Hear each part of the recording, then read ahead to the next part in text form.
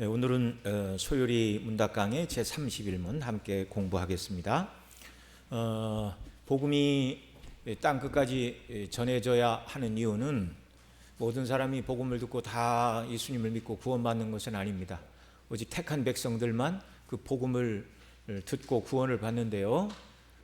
우리는 누가 택한 백성인지 모르고 또 택한 백성이라 할지라도 그 성령께서 유효하게 부르시는, 구원으로 부르시는 때가 언제인지 아무도 알 수가 없어요. 그래서 어떤 사람은 아주 어린아이일 때 성령의 역사로 회심하는 사람들도 있고, 어떤 사람들은 죽기 전에 복음의 의미를 성령 안에서 온전히 깨닫고 회심하는 사람들도 있습니다. 그래서 우리는 누가 택함 받은 사람인지 모르니까 우리가 만나는 모든 사람에게 복음을 전해야 되고, 또 복음을 전했는데 한 번 받지 않으니까 저 사람은 택한 백성이 아닌가 그렇게 생각해서도 안 될 일입니다. 택한 백성이, 받은 백성이 언제 하나님의 역사로 거듭나는지 그 때와 시기를 주관하시는 분도 하나님이십니다. 그래서 우리는 한 번 복음을 전했더니 저 사람이 안 믿는다 했다고 해서 저 사람은 안 믿을 사람이야 그렇게 우리가 속단해서는 안 되는 것입니다. 자, 우리가 앞 시간에는 30문을 통하여 성령님께서 어떻게 구속을 적용하시는가를 살펴보았습니다.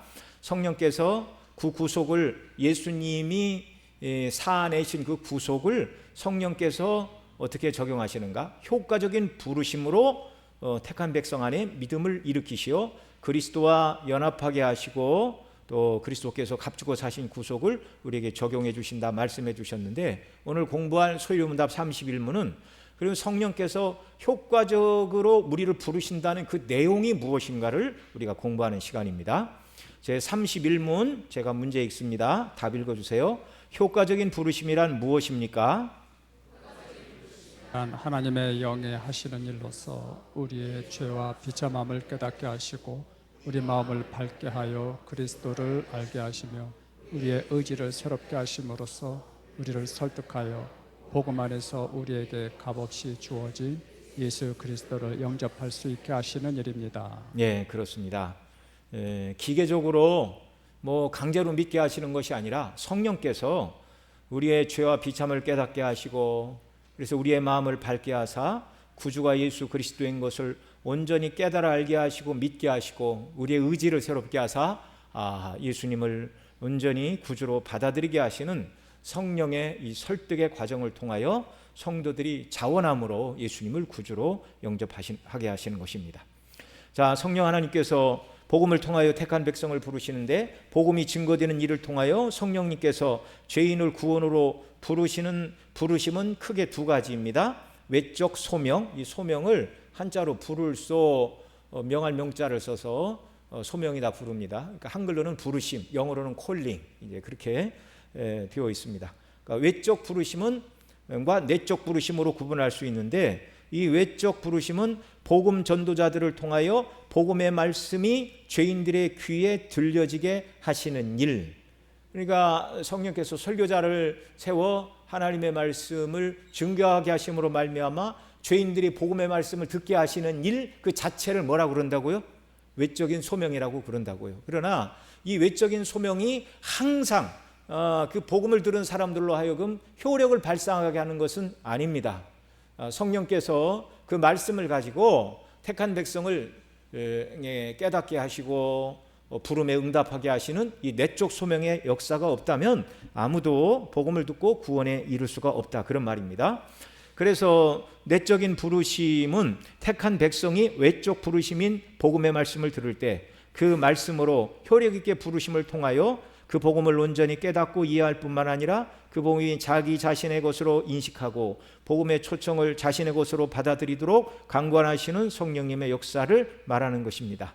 이것을 소요리 문답에서는 효과적인 부르심이란 하나님의 영에 하시는 일로서 우리의 죄와 비참을 깨닫게 하시고, 그러니까 여러분, 내가 죄인이고 이 죄로 말미암아 하나님의 진노와 심판을 받아 지옥 형벌에 떨어지게 되었다는 내가 죄인이요 그로 말미암아 비참한 존재라는 것을 모른다면 구주를 찾을까요? 안 찾을까요?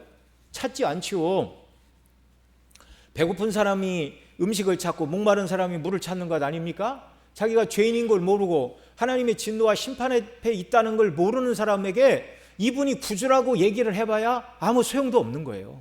성령께서 효과적인 부르심으로 부르실 때 먼저 자기가 하나님 앞에 죄인임을 깨닫게 하시고 하나님의 이 죄로 말미암아 영원토록 하나님의 진노를 받아야 되는 죄인이라는 깨달음, 그 다음에 우리의 마음을 밝게 하사 이 문제를 해결하신 분이 예수 그리스도임을 복음의 말씀을 듣고 깨닫게 하시고 알게 하시고 믿게 하시고 우리의 의지를 새롭게 하심으로 설득하여 복음 안에서 우리에게 값없이 주어진 예수 그리스도를 나의 구주로 영접하게 하시는 것, 이게 효과적인 부르심이라는 말입니다.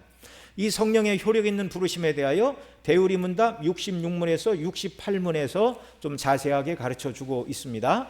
자, 대우리 66문, 택함 받은 사람이 효력 있는 부르심으로 그리스도와 연합을 이룬다는 것을 이렇게 가르치고 있어요. 자, 문제 제가 읽습니다. 답 읽어주세요. 택함 받은 사람이 그리스도와 이루는 연합이란 무엇입니까? 택함 받은 사람이 그리스도와 이루는 연합은 하나님의 은혜의 사역인데 이 은혜로 말미암아 그들은 그들의 머리이자 신랑이신 그리스도와 영적이고 신비하게 그러면서도 실제적이고 나눌 수 없게 연합을 이룹니다. 이는 그들이 효력 있는 부르심을 받을 때 이루어집니다. 성도가 그리스도와 연합을 이룰 수 있는 것은 사람의 노력이나 열심이 아닌 전적인 하나님의 은혜의 사역입니다. 왜 그래요? 죄와 허물로 완전히 죽었잖아요. 그래서 영적인 일에는 전혀 감각할 수가 없어요. 우리 밖에서 살아계신 하나님, 성령님의 역사로 우리가 하나님 앞에 죽은 자요, 죄인이요, 심판받을 자라는 것을 각성케 하시고 깨닫게 하시는 성령의 역사가 아니면 아무도 내가 구원받아야 돼 이런 생각을 사람 스스로는 할 수 없다, 그런 말입니다. 자, 이 은혜를 입어 그리스도와 연합하게 되면 그리스도는 그들의 머리와 신랑이 되시어 나누어지지 않고 실제적인 연합의 은혜를 영원히 누리게 되는데, 그리스도와 연합하는 방식이 효력 있는 부르심이라는 말입니다. 하나님께서 은혜로 성도를 부르시어 그리스도와 교제케 하심에 대하여 고린도전서 1장 9절에서 이렇게 말합니다. 같이 읽죠. 시작. 너희를 불러 그의 아들 예수 그리스도 우리 주와 더불어 교제케 하시는 하나님은 미쁘시도다. 이런 일을 행하시는 주체가 누구시라고요? 하나님이시라고요. 이 효력 있는 부르심은 택함 받은 자의 내면에 역사하기에 내적 부르심이라고도 부르고, 효력 있는 부르심은 교회 복음 전파를 통하여 성령께서 이루시는 일입니다. 그러므로 복음 전파가 없이는 아무도 효력 있는 부르심의 은혜를 입을 수가 없습니다.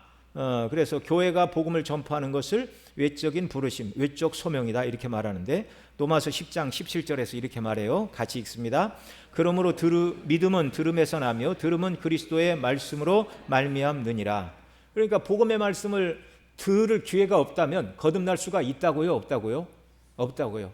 하나님께서는 사람 전도자를 통하여 전도자가 증거하는 복음의 말씀을 가지고 역사하십니다. 그래서 전도에 미련한 것으로 하나님께서 사람들을 구원하신다, 그렇게 말하는 거예요. 전도자가 없는데도 이렇게 복음을 들을 기회가 없는데도 불구하고 하나님께서 직접 죄인의 귀에다 대고 하나님이 천지 만물을 창조하셨다, 너는 죄인이다, 예수님 믿어야 구원받는다, 그렇게 직접 성령 하나님께서 복음의 매개체 전도자를 통하지 않고 그렇게 역사하시는 법이 없다, 그 말입니다. 그 말이 설교에 미련하는 방법을 통하여 택한 백성을 구원하신다, 그런 말씀이 되겠습니다.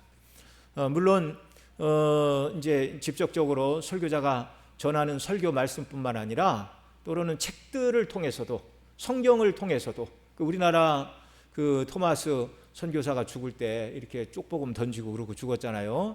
그 중에 병사 한 사람이 그 성경책을 갖다가 종이가 귀하던 시대 아닙니까? 찢어가지고 이렇게 벽에다가 이렇게 붙였어요. 이렇게 풀칠해가지고. 그리고 이제 어느 날 그걸 읽다가 하나님의 성령께서 깨닫게 하시는 그런 은혜를 주셨습니다. 예, 이제 선교사가 죽어가면서 한 얘기를 알아들었을 리는 없죠. 그러나 죽어가면서까지 저 사람이 전하고자 한 바가 무엇인가, 성경을 읽을 때 정말 예수님의 십자가의 복음을 깨닫게 되는 그런 은혜를 주십니다. 그리고 그 호텔 같은 데 가면 기도원 협회에서 시편하고 신약 성경이 첨부된 그런 책을 호텔 객실마다 비치하는 기도원 협회라고 있어요. 근데 이제 그 협회로 전화가 자주 온대요. 자기 어렸을 때 교회 나갔었고 확실히 신앙을 고백한 사람은 아니었는데 호텔에 있는 성경책을 읽다가 은혜를 받고 예수님을 좀 더 잘 믿어야 되겠다, 또는 성경을 읽을 때 정말 예수가 그리스도라는 것을 깨닫게 되었다, 그런 전화들이 그 기도원 협회로 종종 온답니다. 그러니까 직접적인 설교자가 아니라도 성경만 가지고도 하나님께서 역사하시는 그런 은혜를 주시는 거예요. 자, 그러나 어쨌든 복음으로 부르시는 통로는 분명히 있는 것입니다. 교회를 통하여 복음이 광포되게 하시고 복음의 말씀이 증거되게 하시고, 하나님께서는 복음을 증거하는 통로와 방편을 사용하시어 택한 백성 곧 죄인을 불러 회개하게 하시고 구원하십니다. 그래서 성령님께서는 성부 하나님께서 택한 백성 모두에게 반드시 복음이 외적으로 선포되도록 교회로 하여금 복음을 증거하게 하시는 것입니다. 그러니까 이 지상의 교회의 사명이 이것이에요. 지상교회는 누가 택한 백성인지 알지 못하기 때문에 남녀노소 빈부 귀천을 따지지 않고 모든 사람에게 항상 복음을 전하기 위하여 애를 써야 하는 것입니다. 자, 67문 효력 있는 부르심이 무엇인지를 이렇게 또 가르쳐주고 있어요. 자, 67문 제가 읽습니다. 효력 있는 부르심이란 무엇입니까? 효력 있는 부르심은 하나님의 전능하신 능력과 은혜의 사역으로서 이는 택함 받은 사람들 안에 하나님의 마음을 움직일 만한 것이 있어서가 아니라 오직 그들을 향한 하나님의 자유롭고 특별한 사랑에서 비롯된 것이며, 이 효력 있는 부르심으로 하나님은 택함 받은 사람들을 자신이 기뻐하시는 때에 말씀과 성령으로 예수 그리스도에게로 초청하고 이끄십니다. 그리하여 구원을 얻도록 그들의 마음을 밝히시며 그들의 의지를 새롭게 하시고 강하게 결단하게 하심으로 그들이 비록 죄로 죽었을지라도 하나님의 부르심에 기꺼이 그리고 자유롭게 응답할 수 있게 하시며, 그 부르심을 통해 제공되고 전달되는 은혜를 마음에 받아들이고 수용하게 하십니다. 아멘. 이것이 오늘 이제 소율이 31문을 확대해서 설명해 주고 있는 대율이 67문의 가르침의 내용이 되겠습니다. 자, 먼저 효력 있는 부르심은 하나님의 전능하신 능력과 은혜의 사역입니다. 그러니까 사람 편에 하나님이 부르실 만한 뭔가 아름다운 일이 있어서, 공로가 있어서, 선행이 있어서 부르시는 것이 아니다, 그런 말이죠. 에베소 1장 20절 같이 읽습니다. 그의 능력이 그리스도 안에서 역사하사 죽은 자들 가운데서 다시 살리시고 하늘에서 자기 오른편에 앉히사라고 말씀하고 있는데, 그의 능력이 그리스도 안에서 역사하심으로 효력 있는 부르심을 통하여 택한 백성들을 그리스도와 연합하게 하시고 그리스도 안에서 값없이 주어지는 구원을 선물로 베푸는 분은 하나님이십니다. 이 부르심을 효력 있는 부르심이라 부르는 것은 반드시 열매를 맺기 때문이죠. 성령께서 부르실 때 이 효력 있는 부르심은 인간의 공로나 행위에 대한 상급이 아니고 오직 은혜입니다. 디모데후서 1장 8절 9절 같이 읽죠. 하나님이 우리를 구원하사 거룩하신 소명으로 부르심은 우리의 행위대로 하심이 아니요 오직 자기의 뜻과 영원 전부터 그리스도 예수 안에서 우리에게 주신 은혜대로 하심이라, 이렇게 말씀해 주고 계십니다. 여러분, 인간적으로 생각해 보면 사람들 중에 조금 더 악한 사람, 조금 더 착한 사람이 구별이 됩니까? 안 됩니까? 인간적으로는 구별이 되죠. 그러면 사람 생각으로는 사람 중에 덜 악한 사람, 그래도 조금 더 선을 행하는 사람을 하나님이 구원으로 부르시는가? 그게 아니다, 그런 말씀입니다. 여러분, 사람이요 다 부패하고 타락했어요. 정도의 차이는 조금씩 있겠지만 어떤 사람도 그 악을 지을 형편과 처지 가운데 떨어지면 나는 저런 악을 범죄하지 않을 거야, 이렇게 말할 수 있는 사람이 아무도 없습니다. 아무도 없습니다. 누구나 그래서 이렇게 죄가 없는 사람이 억울하게 누명을 쓰고, 이제 그 외국 영화 중에 그런 영화들이 있어요. 죄가 없는 사람이 억울하게 누명을 쓰고 감옥에 갔는데 그 감옥에 죄인들끼리 모여 있잖아요. 그러니까 죄가 없어 누명을 쓰고 갔는데 그 감옥에서 이렇게 악에 물들어가는 이제 그런 모습들. 이렇게 사회법상으로는 죄인이 아니었는데 감옥에 가서 더욱더 그 악한 환경에서 사람들이 이제 죄에 빠지게 되는 그런 모습들을 그리는 그런 영화들도 많이 있습니다. 나는 평생 남들이 지은 흉악한 죄를 짓지 않았다라고 말씀하시는 분이 계시다면 그런 형편과 처지에 떨어지지 않도록 우리를 붙들어 주시고 은혜를 주신 하나님 앞에 감사해야 될 일이지, 내가 선하고 착해서 남만큼 악을 행하지 않았다 이렇게 말해서는 안 되는 것입니다. 그리고 사람들이 볼 때는 조금 인간적으로 볼 때 더 악을 행하고 덜 행하고 조금 선을 행하는 사람이 사람 사이에서는 구분이 될 수 있을지 모르지만 거룩하신 하나님의 보실 때는요, 다 같은 죄인이에요. 다 같은 죄인. 하나님이 요구하시는 의의 수준에 아무도 이를 수 없는 다 같은 죄인이에요. 아담의 후손입니다. 자, 그래서 효력 있는 부르심은 하나님의 은혜의 사역입니다. 부를 만한 자를 부른 게 아니라 하나님의 값없는 선택, 이것이 우리를 부르신 이유다, 그런 말입니다. 두 번째, 이는 택함 받은 사람들 안에 하나님의 마음을 움직일 만한 것이 있어서가 아니라 오직 그들을 향한 하나님의 자유롭고 특별한 사랑에서 비롯된 것입니다. 자, 하나님께서 누구를 선택하시고 구원하시는가를 말할 때 예지 예정론을 주장하는 사람들이 있어요. 예지, 미리 알고 정했다, 그런 말이에요. 왜? 무엇을 미리 알았는가? 그 사람이 예수님 믿을지를 미리 하나님이 내다보셨대요. 그러면 뭘 예정을 합니까? 그냥 내버려 두셔도 믿을 거 아니에요? 이건 말이 안 되는 소리예요. 그래서 이들은 어떤 사람이 예수님 믿을지를 하나님 미리 아셨기 때문에 선택하셨다고 말합니다. 그러면 이건 선택의 기준이 사람에게 있는 거예요. 하나님이 아니라. 믿을 걸 하나님이 아시고 선택하셨으면 선택의 기준은 그 스스로 믿기로 결정할 그 사람에게 있는 거잖아요. 이 말은 선택받을 조건이 그 사람에게 있다는 것으로서 이들의 주장이 옳다면 하나님의 선택은 예수님을 스스로 믿기로 선택한 자들의 행위에서 출발하는 것입니다. 그러나 로마서 9장 11절에서 뭐라고 가르칩니까? 같이 읽죠. 그 자식들이 아직 나지도 아니하고 무슨 선이나 악을 행하지 아니한 때에 택하심을 따라 되는 하나님의 뜻이 행위로 말미암지 않고 오직 부르시는 이로 말미암아 서게 하려 하사. 이 말씀은 그 이삭의 두 아들 에서와 야곱이 태어나기 전에 또 하나님께서 내가 에서는 미워하고 야곱은 택하였다 하신 그 말씀을 설명하는 내용입니다. 그 둘이 태어나지도 않았어요. 선과 악의 어떤 행동도 하지 않았을 때에 하나님께서 야곱은 택하시고 에서는 택하지 않으셨다, 그 말입니다. 디도서 3장 5절 같이 읽습니다. 우리를 구원하시되 우리의 행한 바 의로운 행위로 말미암지 아니하고 오직 그의 국률하심을 따라 중생의 씻음과 성령의 새롭게 하심으로 하셨나니. 아멘.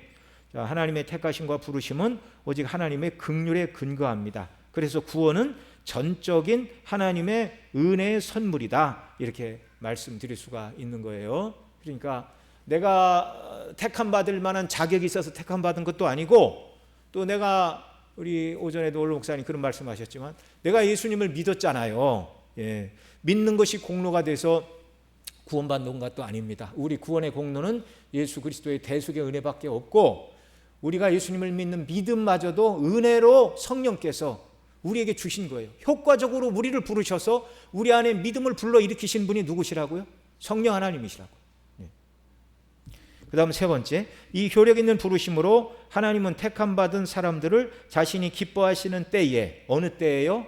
하나님 기뻐하시는 때에 말씀과 성령으로 예수 그리스도에게로 초청하고 이끄십니다.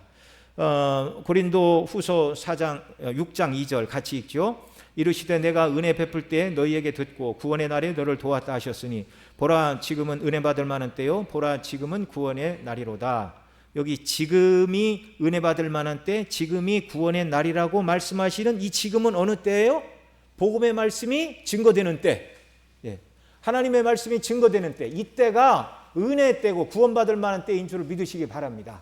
다른 때가 없어요. 그러니까 복음의 말씀이 증거될 때 우리는 귀 기울여 듣고 성령님 이 말씀을 더 잘 깨달아하는 은혜를 주시고, 이미 믿음을 주셨지만 불같은 믿음을 더 일으켜 주옵소서. 여러분, 우리가 믿음을 가졌지만 믿음에 큰 믿음이 있고 작은 믿음의 차이는 있습니까? 없습니까? 있죠. 분명히 있죠. 예. 예수님을 믿고 구원을 받았지만 온전히 신뢰함으로 주님 중심으로 믿음으로 온전히 살아가는 사람과 예수님을 믿지만 때때로 예수님 잊어버리고 내 생각대로 살아가는 삶이 있는 거예요. 하나님께서 복음 증거를 통하여 택한 백성을 효력 있게 부르심으로 구원하여 주시는데 이 효력 있는 부르심의 시기와 방법은 각각 다릅니다. 어떤 사람은 어려서 부르심을 받고 어떤 사람은 죽기 직전에 부르심을 받습니다. 네. 여러분 이거 우리가 선택할 수 있어요? 없어요? 선택할 수 있는 게 아니에요. 하나님의 정하신 때에. 그러나 바라기는 정말 우리 자녀손들 모두를 주께서 일찍 거듭나게 하시고 젊어서부터 구원의 기쁨과 감격을 가지고 하나님의 영광을 위하여 섬기는 자가 되기를 원합니다. 그래서 우리 오늘 이예수 권사님도 그렇게 기도하셨고 제가 지난번에도 그렇게 말씀을 드렸지만 우리 아이들이 일찍 거듭나서 주님 안에서 인생의 목표를 확실히 정하고 공부 열심히 하고 돈 많이 벌고 또 권세를 얻고 명예를 얻고 하는 그 모든 이유가 복음을 힘있게 전할 수 있는 영향력 있는 사람이 되고자 우리가 열심히 공부도 하고 돈도 벌고 출세도 하고 이렇게 해야 됩니다. 네. 돈 벌고 출세해서 나의 영광을 위해서 내 이름을 한번 드러내리라. 그건 별로 하나님이 기뻐하시는 목적이 아니에요. 이 세상은 길어야 100년 밖에 더 영광을 누리지 못합니다. 짧은 세상이에요. 짧은 세상. 야고보는 뭐라고 그래요? 너희가 무엇이뇨? 잠깐 있다 없어지는 아침 안개 같으니라. 여러분 100년이 우리가 생각할 때는 짧은 기간이 아닌데 성경에서는 아침 안개와 같대요. 왜요? 영원한 천국에 비하면 이 땅에서의 100년, 200년이라 할지라도 아침 안개와 같이 잠깐 있다 없어지는 기간인 걸 우리가 알아야 돼요. 그래서 이런 생각을 가지고 이 짧은 세상 살아가는 동안 분명한 목적을 가지고 복음을 증거하고 예수의 사랑을 나타내기 위하여 살아간다. 그런 일을 더 잘하기 위하여 내가 영향력 있는 사람이 되어야 된다. 그래서 그 영향력은 여러 가지로 오죠. 공부로 올 수도 있고 권력으로 올 수도 있고 물질로도 올 수 있지만 우리의 사랑의 말과 섬김을 통해서도 이 영향력이 확대되는 줄 믿으시기 바랍니다. 그러니까 목사님 말씀하시는 영향력이 내게 있나요? 기도하면 돼요. 기도보다 더 큰 영향력은 없는 줄 믿으시기 바랍니다. 예. 예. 자, 이런 은혜를 우리에게 주시는 것이고요. 그 다음에 또 어떤 사람은 은밀하게 부르심을 받고 또 어떤 사람은 극적으로 부르심을 받습니다. 은밀하게 부르심을 받는 사람들, 이렇게 모태신앙으로 교회에서 쭉 이렇게 자라난 사람들, 늘 어려서부터 죄는 하나님이 미워하시고 또 복음의 말씀을 들었죠. 그러니까 어느 때 이 사람이 구원받았는지 어떤 사람들은 그런 얘기예요. 자기 생일을 알듯이 자기의 영적인 생일이 언제야 된다. 당신 언제 구원받았습니까? 그렇게 물어서 잘 모르겠는데 그러면 그렇게 믿으면 안 된다고 나 따라오라고 그러고 복음을 설명하고 믿지요. 그러고 오늘부터 당신이 영적으로 거듭난 오늘이 영적인 생일이니까 잃어버리지 말고 내가 당신에게 생일을 가져다 준 영적인 아버지 어머니 그렇게 얘기하면 안 되는 겁니다. 이게 잘못된 얘기예요. 여러분 성령님의 역사로 어떤 사람이 거듭나면 바람이 임으로 불매 바람이 어디로 와서 어디로 가는지 아는 것처럼 성령으로 난 자도 이와 같으니라 라는 말씀이 그거예요. 성령의 역사로 어느 때 거듭났는지 모르지만 자기 입으로 나는 죄인이고 예수가 그리스도라고 고백을 하면 이 사람은 거듭난 사람이라고요? 거듭나지 않은 사람이라고요? 거듭난 사람이라고요. 성령의 역사로 회심의 역사가 일어난 사람이라고요. 이렇게 해서 성령을 받았는지 또 그렇지 않은지를 알게 되는 것이지 몇 월 몇 시 이렇게가 아닙니다. 그러나 때로 어떤 사람들은 극적으로 부르심을 받습니다. 그 대표가 사도 바울이에요. 그는 언제 회심했어요? 다메섹 도상에서 믿는 자들을 핍박하러 가는 길에 정오의 햇빛보다 더 밝은 빛으로 부활의 주님이 그에게 나타나셨어요. 사울아 사울아 가시체기를 뒷발질하는 것이 내게 고생이니라. 주여 니시니까 나는 네가 핍박하는 예수니라. 이 말씀을 듣고 꼬꾸라졌어요. 나사렛 이단이라고 굳게 믿고 믿는 자들을 죽이는 일에 열정적으로 앞장섰던 사람 아닙니까? 스데반이 돌에 맞아 죽을 때 증인으로 옷을 맡아 보관했던 사람 아니에요? 죽어 마땅한 사람이라고 증인이 되었잖아요. 예. 그런 그가 부활의 예수님을 만나고 극적으로 회심을 합니다. 주여 내가 무엇을 하리이까? 내가 너를 이방의 복음을 전하는 자로 구별하였다. 예.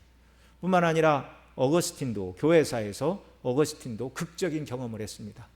어려서 복음을 듣기는 했지만 그건 외적인 소명에 불과했고 젊은 날 마니교에 빠졌어요. 마니교의 교리는 이 세상에는 선한 신과 악한 신이 주장을 한다. 그래서 신들의 영역에서 선한 신이 세력을 얻으면 악이 쭈그러들고 악한 신이 득세를 하면 선이 고개를 들지 못한다. 이게 이제 마니교의 그런 교리였어요. 그 마니교의 교리에 빠져가지고 그러던 어느 날 담 밖에서 아이들이 부르는 노랫소리가 들렸습니다. 뭐 톨렐레게 톨렐레게 들어서 읽으라.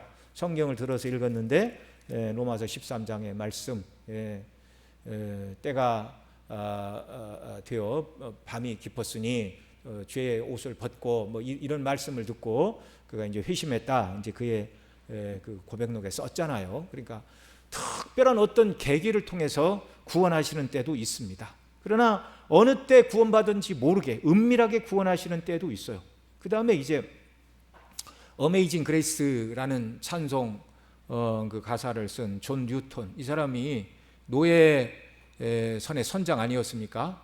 그냥 아프리카 가서 노예들을 그냥 막 사냥하다가 갖다 팔던 사람이었어요. 근데 이 사람이 폭풍 속에서 하나님의 은혜를 체험하고 달라졌어요. 이렇게 특별하게 회심을 하는 사람도 있지만 대다수의 사람들은 하나님이 은밀하게 부르십니다. 은밀하게. 이게 하나님의 주권 속에 일어나는 일이에요. 우리가 선택할 수 있는 일이 아닙니다. 그러나 바라기는 어려서 이른 나이에 회심을 하고 젊어서부터 하나님의 영광을 위한 분명한 목표를 가지고 힘있게 하나님 나라를 위하여 주의 영광을 위하여 살아가는 자들이 다 되게 하시기를 소원하고 또 우리 가정의 자녀손들에게 이런 은혜 베풀어 주시기를 위해 우리가 더 소원하고 기도해야 되겠습니다. 성령께서 말씀을 통하여 택한 백성을 효력 있게 부르십니다. 데살로니가 후서 2장 13절 같이 읽죠. 성령의 거룩하게 하심과 진리를 믿음으로. 말씀이 없는 데서 성령님은 역사하지 않으시고 성령의 역사가 아니고는 말씀의 열매가 나타나지 않는 것입니다. 성령이 어떤 사람을 구원하게 하실 때는 말씀, 기록된 말씀이든지 선포된 말씀이든지 말씀을 통하여 성령님이 역사하십니다. 그리하여 구원을 얻도록 그들의 마음을 밝히시며 그들의 의지를 새롭게 하시고 강하게 결단하게 하심으로 구원하시죠. 이것을 바로 성령님의 효력 있는 부르심이라 이렇게 말할 수 있어요. 자연인 곧 거듭나지 않은 아담의 후손 곧 옛사람의 본성대로 사는 사람은 스스로의 능력으로 그리스도께 올 수 없어요. 고린도전서 2장 10절로 11절 같이 읽습니다. 오직 하나님이 성령으로 이것을 우리에게 보이셨으니 성령은 모든 것 곧 하나님의 깊은 것까지도 통달하시느니라. 우리가 세상의 영을 받지 아니하고 오직 하나님께로부터 온 영을 받았으니 이는 우리로 하여금 하나님께서 우리에게 은혜로 주신 것들을 알게 하려 하심이라. 아멘. 오직 하나님의 성령으로 우리에게 이것을 보이셨으니 구원의 복음 진리를 그 말씀을 우리에게 깨닫게 하시고 펼쳐 보여주시는 분이 누구라고요? 성령님이라고요. 성령은 모든 것 곧 하나님의 깊은 것까지라도 통달하시는 분이신데 우리가 세상의 영을 받지 아니하고 하나님께로부터 온 영 곧 성령을 받았으니 이는 우리로 하여금 하나님께서 우리에게 은혜로 주신 것들, 은혜로 주신 예수 그리스도의 복음의 은혜를 깨닫게 하시고 은혜로 주시는 죄사함, 은혜로 주시는 구원, 은혜로 주시는 의롭다 하심, 은혜로 주시는 양자되게 하심, 은혜로 주시는 천국의 그 모든 기업을 이을 자들이 되게 하시는 이 모든 은혜, 성령께서 깨닫게 하심으로 이 은혜를 우리에게 주신다라는 말씀입니다. 하나님께서 우리에게 은혜로 주신 것들을 깨닫게 하시는 분은 성령님의 역사입니다. 성령님께서 그들의 어두운 마음에 빛을 주셔야 됩니다. 사도행전 26장 18절에서 이렇게 말해요. 같이 읽습니다. 그 눈을 뜨게 하여 어둠에서 빛으로 사단의 권세에서 하나님께로 돌아오게 하시는 것입니다. 그래서 예수님을 구주로 고백한 모든 성도들은 하나님께서 성령님으로 말미암아 예수 그리스도의 얼굴에 있는 하나님의 영광을 아는 빛을 비추어 주신 자들이에요. 고린도후서 4장 6절 말씀입니다. 예수 그리스도 얼굴에 있는 하나님의 영광을 아는 빛. 예수 그리스도의 얼굴, 인격을 말하죠. 그분의 삶과 십자가의 죽으심을 통하여 보여주신 하나님의 놀라운 사랑과 구원, 그것을 통해서 하나님이 얼마나 영원하신 분인가를 우리에게 드러내 주십니다. 그리고 하나님께서는 택한 백성들의 의지를 새롭게 하시고 강하게 결단하게 하심으로 효력 있게 부르십니다. 하나님은 택한 백성들의 인격과 의지와 상관없이 기계적으로 강제적으로 부르시지 않습니다. 그들의 지성과 정서와 의지를 새롭게 하셔서 결단하게 하시고 그리스도를 탔게 하심으로 효력 있게 부르시는 것입니다. 구약에서부터 이걸 증거해 주었어요. 에스겔 11장 19절 같이 읽습니다. 내가 그들에게 한 마음을 주고 내 속에 새 영을 주며 그 몸에서 돌 같은 마음을 제거하고 살처럼 부드러운 마음을 주어. 자, 한 마음을 주시는데 그 한 마음이 어디로부터 오는가? 새 영, 그 성령의 역사로 굳은 마음이 제거되고 살처럼 고기처럼 부드러운 마음을 주셔서 하나님의 말씀을 받는 은혜를 주시는 거예요. 에스겔 36장 26절 같이 읽습니다. 또 새 영을 너희 속에 두고 새 마음을 너희에게 주되 너희 육신에서 굳은 마음을 제하고 부드러운 마음을 줄 것이며. 여기 부드러운 마음이 앞서 에스겔 11장에 말하는 살과 같은 마음입니다. 우리 심령, 택한 백성의 심령에 새 영 곧 성령님을 부어주심으로 돌같이 굳은 마음을 제거하시고 살과 같은 부드러운 마음을 주시어 복음을 들은 자들이 그리스도에게로 나오게 하는 것입니다. 이게 부드러운 마음이라는 것은 죄로 강팍해진 마음을 부드럽게 하셨다 그 말이에요. 그러니까 죄 가운데 있는 사람은 하나님 전혀 관심 없어요. 하나님의 영광? 그게 도대체 그게 뭔 소리야? 오직 자기 영광만, 자기 쾌락만, 자기 기쁨만, 자기 만족만 추구하며 살아가는 굳은 마음이에요. 돌처럼 굳어 있어요. 그런데 성령께서 역사하실 때 그것이 죄임을 깨닫게 하시고 하나님을 바라보게 하시고 하나님의 거룩에 눈뜨게 하시고 그 앞에 자기가 죄인임을 깨닫게 하시고 이 죄에서 나를 구원하시는 분이 하나님의 아들 그리스도임을 깨달아 알게 하는 마음, 이게 부드러운 마음이에요. 성령이 역사하셨고 새 영의 역사가 아니고는 이런 일은 불가능한 것입니다. 그래서 만일 어떤 사람이 복음을 듣고 내가 예수님 믿기로 그렇게 결정했다면 하나님의 은혜요 성령의 역사입니다. 그래서 어떤 사람이 난 예수님 안 믿어져 그러다가 또 감사하게도 내게 믿음을 더해달라고 기도하고 있습니다. 내가 그 얘기를 들을 때 얼마나 참 마음이 기뻤는지 몰라요. 내가 믿음이 없어서 잘 안 믿었는데 이제는 믿음을 더해 주옵소서, 영적인 은혜를 더해 달라고 그렇게 기도하고 있습니다. 이게 이제 하나님의 은혜 주시기 시작하는 때예요. 이런 일들이 우리 유치부, 유초동부, 중고등부, 청년부, 그 다음에 우리 작년에 교회를 출석하는 우리 교우들 가운데서도 하나님께서 이런 놀라운 은혜를 덧입혀 주셔서 아무도 예수 그리스도 밖에 있는 사람이 없게 하시고 모두가 다 예수 그리스도 안에 있지만 한 발을 주님께, 한 발을 세상에 걸치고 살아가는 사람이 아니라 전적으로 주님 품에 뛰어들어 주님과 동행하며 주님과 하나 된 사람으로 이 땅을 살아가는 은혜를 우리 모든 성도들에게 한량없이 부어주시기를 소원합니다. 자, 그 다음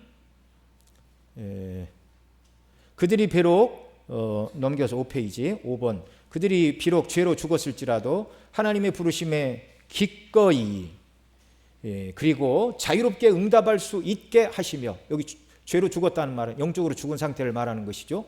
그 부르심을 통해 제공되고 전달되는 은혜를 마음으로 받아들이고 수용하게 하십니다. 그러니까 영적으로 죽은 사람이 스스로 거듭날 수 없어요. 성령님의 역사인 것입니다. 그래서 우리가 이런 은혜를 더 구해야 돼요. 아직 거듭나지 않은 사람을 위해서 더 기도해야 됩니다. 모든 사람은 영적으로 죽은 자에게 아무도 스스로의 능력으로 하나님의 부르심에 응답할 수 있어요. 예를 들어서 여러분, 물고기가 죽으면 가만히 있습니다. 동물들도 죽으면 가만히 있어요. 근데 사람은 영적으로 죽으면 가만히 있는 게 아니라 영적으로 죽은 행실을 합니다. 육체와 마음에 원하는 것을 하여 본질상 하나님 앞에 진노의 자녀로 살아갈 뿐이에요. 그런데 영적으로 죽어서 죽은 행실을 할 뿐이지 살아있는 활동을 못해요. 하나님을 찾지 않아요. 회개하지 않아요. 이런 일은 성령의 역사가 아니고는 불가능하다, 그런 말입니다. 오직 성령의 성령의 능력이 임하실 때 그리고 하나님의 부르심에 응답하게 되는 것입니다. 요한복음 6장 45절 같이 읽죠. 시작. 선지자의 글에 그들이 다 하나님의 가르치심을 받으리라 기록되었은즉 아버지께 듣고 배운 사람마다 내게로 오느니라. 아멘. 하나님께서 가르치시되 성령님을 통하여 가르치시고 깨닫게 하시고 정말 영적으로 죽은 자들을 주 앞에 나오게 하시는 것입니다. 성도의 믿음은 성령님의 역사하심 때문입니다. 성령님께서 우리 마음에 선한 소원을 주신 결과입니다. 빌립보서 2장 13절 너희 안에 행하시는 이는 하나님이시니 자기의 기쁘신 뜻을 위하여 너희로 소원을 두고 행하게 하시나니. 마음에 감동을 주사 죄를 회개하게 하시고 거듭난 자들에게는 더더욱 주의 영광을 위하여 살아갈 마음의 소원을 부어주시는 분이 성령님이십니다. 그러니까 여러분 내 마음대로 못해요. 물론 죄를 짓는 건 마음대로 할 수 있어요. 그러나 내가 오늘부터 하나님이 기뻐하시는 일을 하리라 결심하면 내가 마음을 먹으면 의지가 다 따라옵니까? 안 되는 거예요. 그래서 기도해야 돼요. 성령님 내 마음을 주관하여 주옵소서. 그래서 온통 내 마음이 하나님께로 향하고 기울어지게 하시고 나의 의지가 내 마음을 따라서 작동하여 하나님께 온전히 순종하는 삶의 자리로 나아가는 은혜를 달라고 우리가 기도해야 되는 것입니다. 자, 68문 어떤 사람만이 효력 있는 부르심을 받는지를 가르쳐주고 있어요. 자, 68문 제가 읽습니다. 답 읽어주세요. 택함 받은 사람들만 효력 있는 부르심을 받습니까?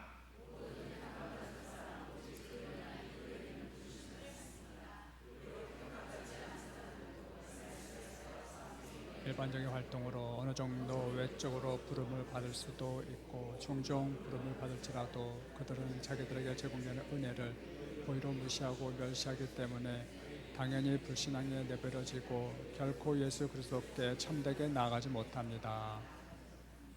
그러니까 효력 있는 부르심은 누구에게만 주신다고요? 택한 백성에게만. 그런데 외적 부르심을 통하여 교회 안에 머물러 있는 사람이 있을 수도 있어요. 효력 있는 부르심을 받지 못한 상태로 이제 그걸 말하는 겁니다. 모든 택함 받은 사람 오직 그들만이 효력 있는 부르심을 받습니다. 사도행전 13장 48절 같이 읽죠. 이방인들이 듣고 기뻐하며 하나님의 말씀을 찬송하며 영생을 주시기로 작정된 자는 다 믿더라. 아멘. 여러분이 사도행전 누가가 기록했는데 여러분 어떻게 누가가 영생을 주시기로 작정되는 자는 다 믿더라 어떻게 그렇게 말할 수 있어요? 성령의 감동 가운데 기록된 말씀입니다. 여러분 영생을 주시기로 작정된 자들은 지금이든지 훗날이든지 반드시 믿게 되는 줄 믿으시기 바랍니다. 그런 때가 속히 임하기를 위해서 기도해야 돼요. 성령의 효력 있는 부르심에 강권적인 역사로 말미암아 회심하지 않은 자들이 회심하는 은혜를 주시고 또 믿기는 믿지만 정말 온전히 주님께 헌신하지 못하는 자들이 온전히 주님께 헌신하는 그런 은혜를 달라고 우리 자신을 위해서 우리 성도들을 위해서 또 우리가 함께 기도해야 하는 것입니다. 성령께서 전도자를 통하여 복음의 말씀을 증거하게 하시는 것이 외적인 소명이라고 말씀을 드렸죠. 택한 백성들에게만 내적인 소명을 통하여 외적인 소명을 들을 때 내적인 소명을 통하여 그리스도에게 나오게 하십니다. 우리는 누가 내적인 부르심을 받을 택한 백성인지 또 언제 주께서 그들을 주 앞에 나오게 하실지 우리는 알지 못하게 항상 복음을 전해야 하는 것입니다. 그렇게 할 때 성령님께서 정하신 때에 택한 백성들을 내적으로 효력 있게 부르시고 그리스도에게 나아가 구원받고 교제하게 하시는 것입니다. 그 다음 비록 택함받지 않은 사람들도 말씀의 사역과 성령의 일반적인 활동으로 어느 정도 외적으로 부름을 받을 수 있고 종종 부름을 받을지라도 그들은 자기들에게 제공되는 은혜를 고의로 무시하고 멸시하기 때문에 당연히 불신앙에 내버려지고 결코 예수 그리스도에게로 참되게 나아가지 못합니다. 그러니까 외적 소명을 받아서 교회 안에 머물러 있는 사람도 있다라는 거예요. 비록 택함받지 않은 사람들도 말씀의 사역과 성령의 일반적인 활동으로 어느 정도 외적인 부르심을 받고 종종 그 부르심에 응답하여 가시적인 교회의 일원이 될 수가 있어요. 그러나 이 외적인 부르심은 내적인 부르심과는 다른 것입니다. 택감을 받지 않은 자들에게는 효과적인 부르심의 성령의 역사가 없으니 성령의 일반적인 활동으로 외적인 부름을 받았으나 그것으로 진정한 회심에 이를 수 없습니다. 예수님은 심판의 날에 그런 자들이 다 드러나게 될 것인데 마태복음 7장 22절에서 뭐라고 그러셨어요? 같이 읽습니다. 그날에 많은 사람이 나더러 이르되 주여 주여 우리가 주의 이름으로 선지자 노릇하며 주의 이름으로 귀신을 쫓아내며 주의 이름으로 많은 권능을 행하지 아니하였나이까 하리니 그때 내가 이르노니 내가 너희를 도무지 알지 못하리라. 인격적으로 모른다는 거예요. 교회 안에서 살았지만 거듭난 적이 없다는 거예요. 예수 그리스도를 주로 부르지 않은 자들이라 그런 말입니다. 교회 안에서 선지자 노릇도 하고 귀신도 쫓아내는 이런 은사, 성령의 은사는 받을 수 있어요. 회심하지 않아도 은사는 행할 수 있습니다. 네. 이게 무서운 일이죠. 택함받지 않은 사람들도 성령의 일반적인 사역을 통해 삶을 개혁하고 자비를 실천하고 이타적으로 살아갈 수 있어요. 불신자이면서도 인류 역사에 큰 발자국을 남긴 사람들도 많이 있습니다. 그러나 이것은 성령의 일반 사역이지 구원에 이르게 하시는 특별 사역이 아닙니다. 오직 사람이 구원에 이르기 위해서는 자신의 죄를 깨닫고 죄에서 자신을 구원해 주실 오직 유일한 구원자이신 예수님을 바라보고 믿게 하시는 성령님의 특별 사역이 필요합니다. 이런 은혜를 하나님이 주셔야 돼요.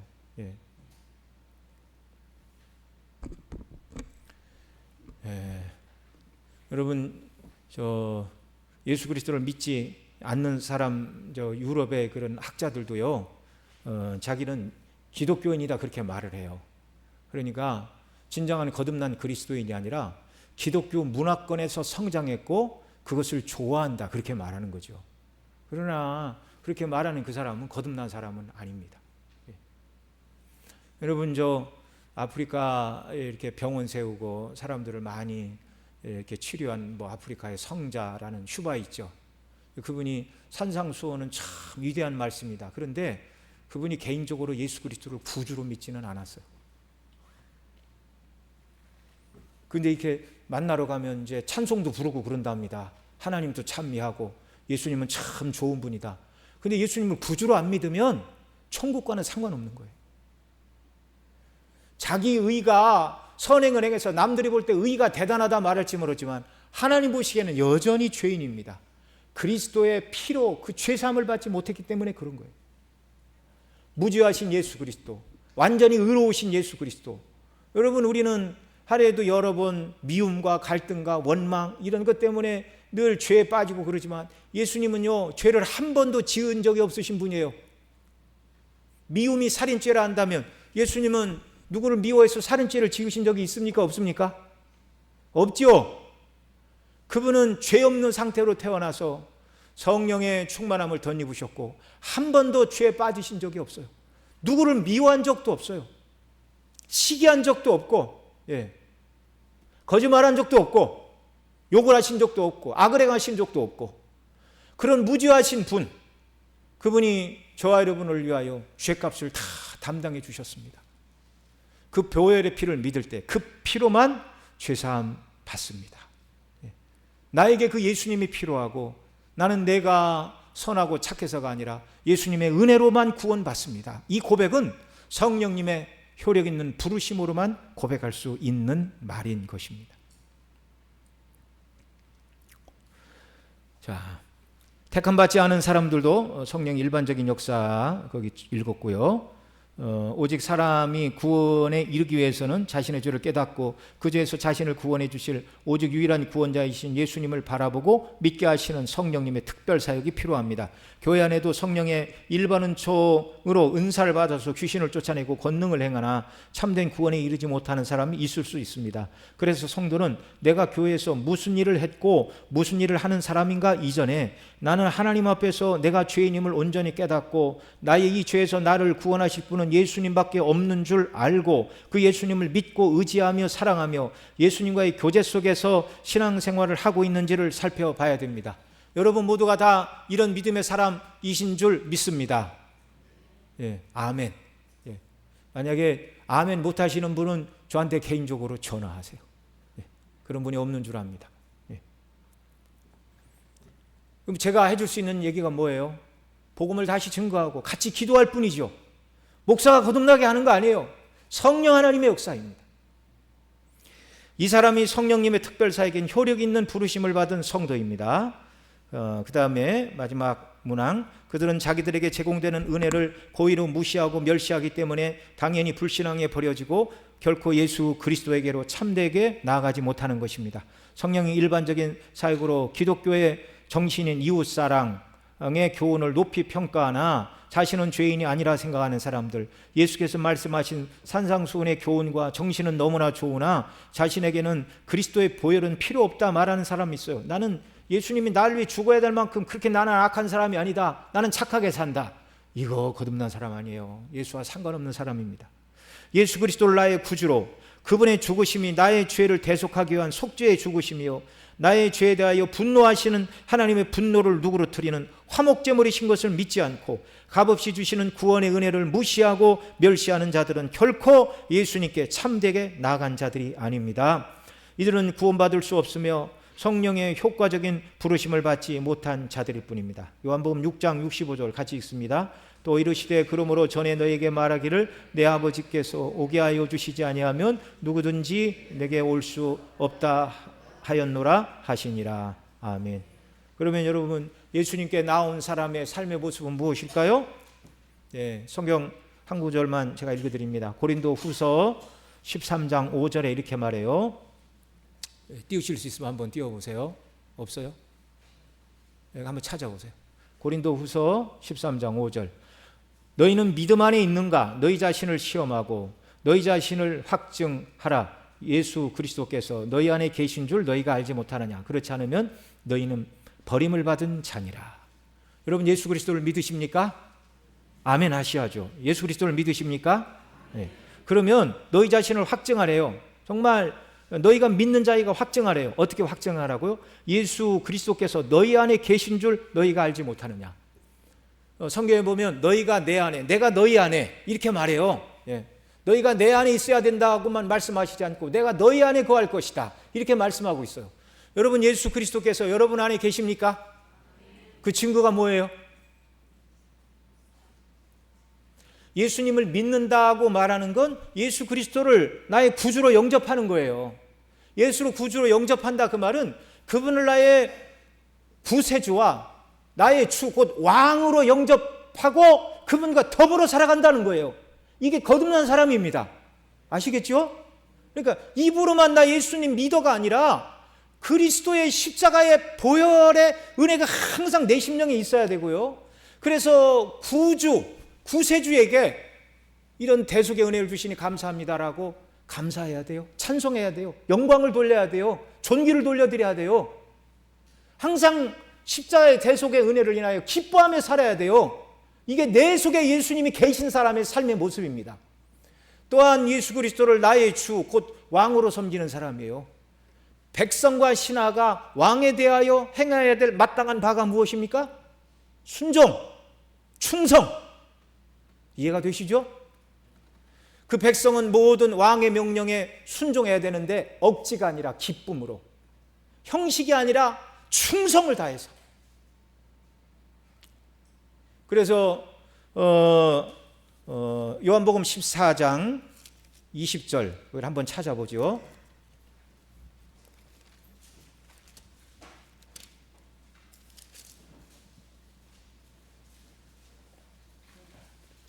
요한복음 14장 20절부터 24절까지 우리 한 절씩 읽겠습니다. 그날에 내가 아버지 안에 너희가 내 안에 내가 너희 안에 있는 것을 너희가 알리라. 나의 주고 지키는 자라야 나를 사랑하는 자니 나를 사랑하는 자는 내 아버지께 사랑을 받을 것이요 나도 그를 사랑하여 그에게 나를 나타내리라. 예, 23절 읽습니다. 예수께서 대답하여 이르시되 사람이 나를 사랑하면 내 말을 지키리니 내 아버지께서 그를 사랑하실 것이요 우리가 그에게 가서 거처를 그와 함께 하리라. 24절 나를 사랑하지 아니하는 자는 내 말을 지키지 아니하나니 너희가 듣는 말은 내 말이 아니요 나를 보내신 아버지의 말씀이니라. 아멘. 자, 여러분, 예수님을 믿는다는 건 예수 그리스도를 영접하고 그리스도와 더불어 살아가는 것, 이게 예수님을 믿는 성도의 삶이라고 말씀을 드렸죠. 그러니까 내가 예수님 믿어요, 거듭났어요, 그러면 그 심령이 그리스도가 항상 계셔야 돼요. 그래서 죄의 유혹을 받을 때 이게 주님이 기뻐하시는 일이 아니야. 주께서 우리 양심을 찌르시지 않습니까? 성령을 통하여 이건 죄다, 이건 악한 일이다. 우리 주의 말씀에 순종을 하고 죄와 악을 버리고 구원의 기쁨을 인하여 찬미를 하고 그분의 왕에게 순종하는 삶. 자, 오늘 요한복음 14장 20절, 그날에 내가 아버지 안에, 너희가 내 안에, 너희가 내 안에 있는 것을 너희가 알리라. 주님이 우리 안에 계시고 우리가 주님 안에 거한대요. 그리고 예수님 안에 거하는 사람, 또 주님이 우리 심령에 거하는 사람의 삶이 무엇인가 21절에 설명을 해요. 나의 계명을 지키는 자야 나를 사랑하는 자니 나를 사랑하는 자는 내 아버지께 사랑을 받을 것이요. 그러니까 예수님이 내 안에 계십니다, 내가 예수님 사랑합니다, 이렇게 말하는 사람의 삶은 무엇으로 드러날 수밖에 없다고요? 계명을 지키는 것, 그리스도의 명령대로 순종하는 삶으로 나타나는 것입니다. 그래서 23절, 사람이 나를 사랑하면 내 말을 지키리니. 여러분, 구원의 주님을 믿는다고 그러면서 어떻게 사랑하지 않을 수 있어요? 내 아버지께서 그를 사랑하실 것이요 우리가 그에게 가서 거처를 그와 함께 하리라. 나를 사랑하지 아니하는 자는 내 말을 지키지 아니하나니 너희가 듣는 말은 내 말이 아니요 나를 보내신 아버지의 말씀이니라. 성부께서 가르쳐 주신 말을 성자께서 지금 해 주신 말씀이에요. 예수님을 정말 믿고 거듭났다면 그분을 사랑하게 되고, 그분을 사랑하는 자는 그분의 말씀대로 순종하는 자리로 나아가는 것입니다.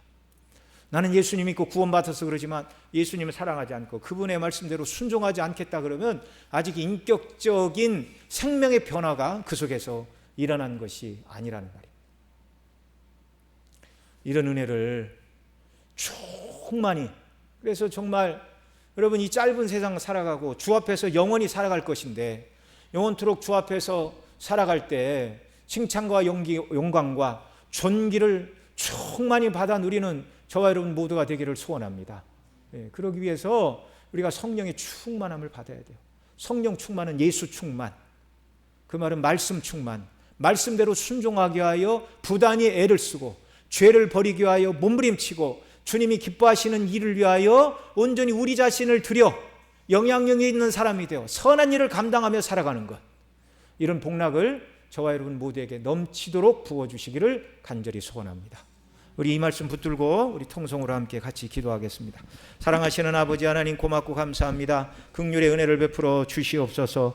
창세전에 택하셨고 예수 그리스도께서 이루신 영광스러운 이 구속의 은혜, 정말 값주고 사내신 이 놀라운 구원을 성령 하나님께서 우리에게 효과적으로 우리를 부르시는 이 효과적인 부르심, 내적 소명을 통하여 우리가 죄인임을 깨닫게 하시고, 우리를 죄에서 구원하실 분은 예수님밖에 없는 줄 알게 하시고, 우리로 하여금 예수님을 믿는 믿음을 주시고 거듭나 하나님의 자녀가 되는 놀라운 은총과 은혜를 베풀어 주시니 감사와 찬송과 영광을 돌려옵나이다. 우리 아버지 하나님, 우리에게 은혜를 더하여 주옵소서. 우리가 정말 예수 그리스도를 믿는 자입니까? 예수 그리스도가 우리 안에 계시고 우리가 주님 안에 거하는 사람들인데, 바로 순종의 삶으로 하나님이 기뻐하시는 정말 구원의 기쁨에 합당한 영광과 존귀를 돌려드리고 말씀에 순종하며 주와 동행하는 귀한 삶의 자리로 나아가는 주의 백성과 자녀들이 모두가 되도록 은총을 허락하여 주시옵소서. 존귀하신 우리 구주 예수님의 이름으로 기도드리옵나이다. 아멘. 우리 한 가지 더 기도할 것은요, 우리 이경미 권사님 이렇게 수술하시고 집에서 회복하고 있습니다. 회복의 은혜를 더하여 주셔서 정말 주님 맡기신 모든 일들을 감당하는데 어려움이 없도록 건강의 은혜를 더하여 주옵소서. 또 우리 이동현 집사님 어머니 되시는 분 또 큰 수술하고 회복 중에 있습니다. 건강의 은혜를 넘치도록 더해 주시기 원합니다. 연로하신 노년의 성도님들을 붙들어 주셔서 하늘의 산소망을 가지고 정말 기쁨으로 하루하루 살아가는 은혜의 은혜를 더하여 주시옵소서. 우리 교회에서 자라는 아이들 어려서 회심하게 하시고 하나님의 영광을 위하여 살아갈 그런 비전을 더하여 주시고, 또 우리 모두에게 은혜를 더하사 복음을 증거하기 위하여 영향력 있는 삶을 살아가도록 성령 하나님 우리를 온전히 주관하여 주옵소서. 구원의 기쁨과 감격으로 충만하고 날마다 예수님 모시고 순종하며 주의 이름을 높이는 삶의 자리로 나아가는 은혜를 부어달라고 우리 함께 기도해 주시기 바랍니다. 아버지 하나님, 또 이 시간 기도합니다. 아버지 하나님, 우리 귀한 이경미 권사님 수술하고 회복 중에 있는데 건강의 은혜를 넘치도록 도와여 주시어서 주께서 맡기신 정말 교회와 가정과 직장의 모든 일들을 감당하는데 조금도 부족함이 없도록 건강을 더하여 주시옵소서.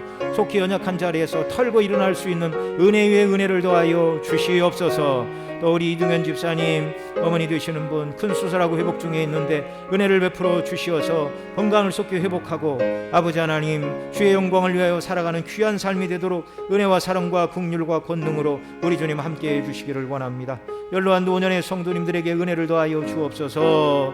아버지 하나님, 우리 조인호 권사님, 또 우리 고용태 집사님, 김용자 권사님, 이혜성 권사님, 또 장은혜 권사님, 조승부 성도님, 연약한 분들을 일일이 기억하여 주옵소서. 연약한 질고의 자리로부터 건져주시어서 우리 주 예수 그리스도를 믿는 믿음 안에서 하늘의 산 소망을 따라 살아가는 은혜를 주옵소서. 교회 안에서 자라는 어린 세대들에게 은혜를 주시어서 아직 거듭나지 않은 아이들이 있다면 어려서 거듭나고 회심하는 놀라운 은혜를 아버지 하나님 넘치도록 쏟아부어 주시기를 원합니다. 긍휼을 베풀어 주옵소서. 아버지 하나님, 또 우리 아버지 하나님, 작년의 모든 교우들 가운데도 긍휼의 은혜를 베풀어 주시기를 원하옵고 우리에게 믿음을 더하여 주시옵소서. 성령으로 충만케 하여 주옵소서. 하나님의 뜻대로 순종하여 그리스도의 거룩하심처럼 성화를 이루는 자가 되게 하시고 복음을 증거하기 위하여 영향력 있는 사람들이 되기를 위하여 열심히 공부하고 우리에게 맡기신 일들을 잘 감당하는 주의 백성들 모두가 되도록 은혜를 더하여 주옵소서. 한 주간을 살아가는 동안에도 평강에 평강을 더하여 주옵시고 우리 주의 이름을 높이는 귀한 삶이 되도록 은혜로 함께하여 주옵소서. 우리 구주 예수님의 이름으로 기도드리옵나이다. 아멘. 찬송가 182장 찬미로 영광을 돌리시겠습니다.